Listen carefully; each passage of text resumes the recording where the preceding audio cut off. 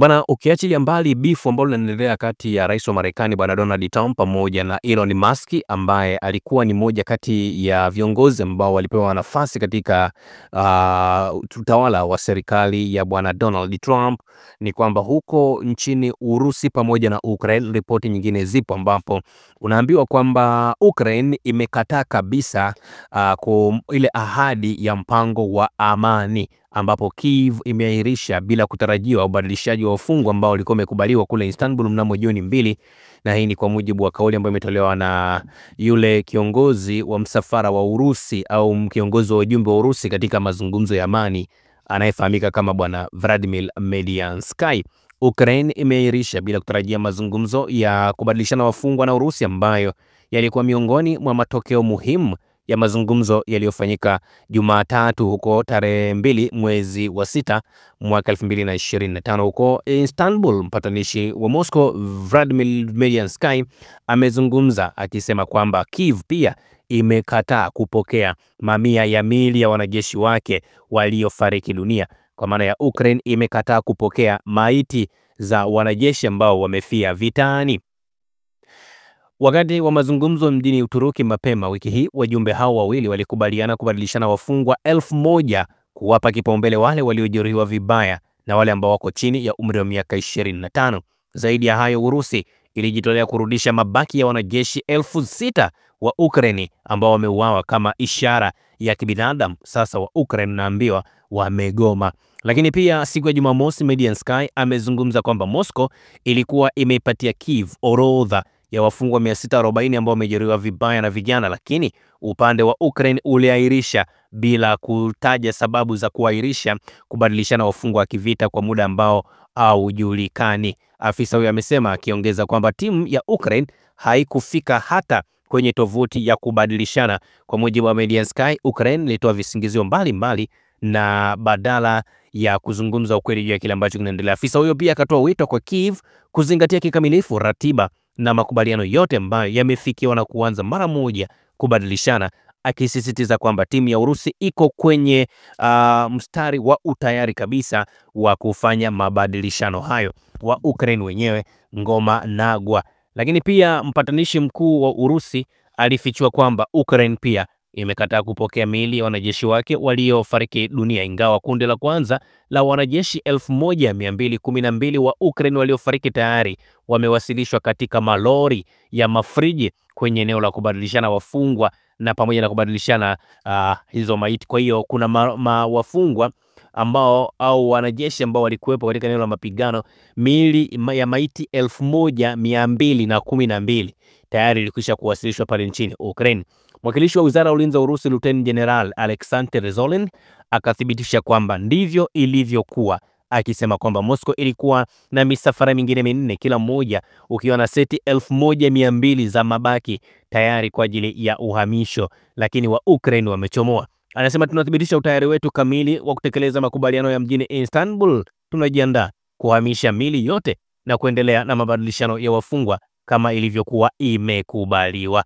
Sasa katika taarifa yake Jumamosi, makao makuu ya uratibu wa Kiev kwa matibabu ya wafungwa wa vita walisema kwamba badala ya mazungumzo ya kujenga, kwa mara nyingine tena wanakabiliwa na ghiliba na majaribio ya kutumia mada nyeti za kibinadamu kwa madhumuni ya kihabari.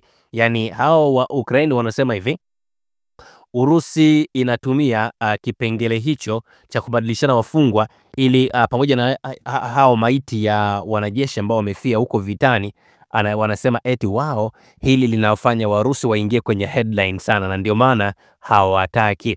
Lakini pia Ukraine wamesema wakati wanabadilishana hiyo au Urusi wanapeleka hiyo maiti zaidi ya 6000 ni kwamba wanaotumia muda huo kwa ajili ya kufanya mashambulizi mengine. Mamlaka ya Ukraine inasisitiza zaidi kwamba madai ya Urusi hayalingani na ukweli au makubaliano ya awali, wala kuhusu kubadilishana wafungwa wala kurejesha miili.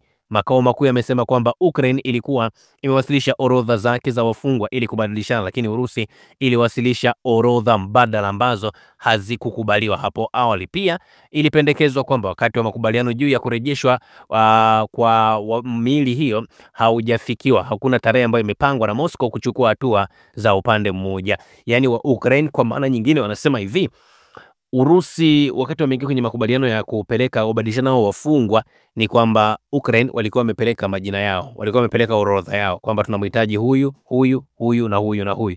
Sasa Urusi walichokifanya, wakaamua kutoa orodha yao wanayoitaka wao na si kila ambacho wanakitaka wa Ukraine. Wa Ukraine naambiwa wametoa mlio huko, ni vibaya mno, wameamua kususia. Hapa namkumbuka tu Haji Manara alisema unataka kususa, susa. Sasa wa Ukraine na wenyewe wamesusa. Sasa sijui kwa mtu ambaye wanamsusia kama anaye huruma ya kurudisha nyuma mawazo yake au la.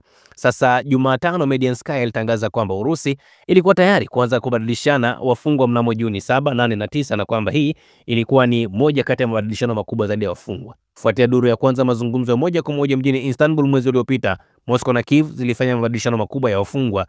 Mapema wiki hii afisa huyo wa Urusi pia alionyesha utayari wa kukubali mabaki yote ya wanajeshi wa Urusi waliofariki wakiwa katika eneo la mapambano nchini Ukraine. Akasema basi wanatakiwa warudishwe pale nyumbani.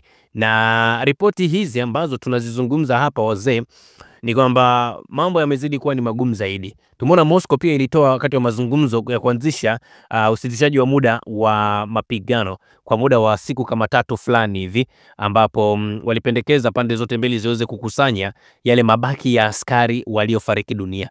Mediansk akasema wapatanishi wa Kiev hapo awali waliunga mkono wazo hilo, lakini rais wa Ukraine Volodymyr Zelensky alikataa hadharani pendekezo hilo la muda mfupi hapo baadaye. Kwa mujibu wa msaidizi wa rais wa Urusi, wapiganaji hao wawili walikubaliana kuunda tume maalum za matibabu kusaidia kuunda orodha za kubadilishana askari waliojeruhiwa vibaya bila hitaji la kungoja maamuzi makubwa ya kisiasa. Mabadilishano hayo yangefanyika mara kwa mara kwa njia ya kawaida, alizungumza Mediansk katika tangazo lake. Msemaji wa Wizara ya Mambo ya Nje wa Urusi Bi Maria Zakharova alisema kwamba kukataa kwa Ukraine kupokea miili ya wafu wake kunaonesha kuwa utawala wa Kiev haujali raia wake hai au waliofariki dunia.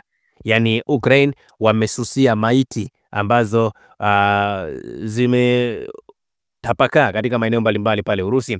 Akizungumza kuhusiana na jambo hilo, mbunge wa Urusi Dmitry Bryansk alisema kwamba hatua za Kiev kama ni zaidi ya rangi ya kikatili na tabia ya kinyama kabisa, sababu zozote mbaya ambazo Kiev inazitoa. Mbunge huyo akapendekeza kuwa mamlaka za Ukraine zinaweza kukataa kukubali kurejeshwa kwa wanajeshi waliofariki ili kuepuka kulipa fidia kwa ndugu zao.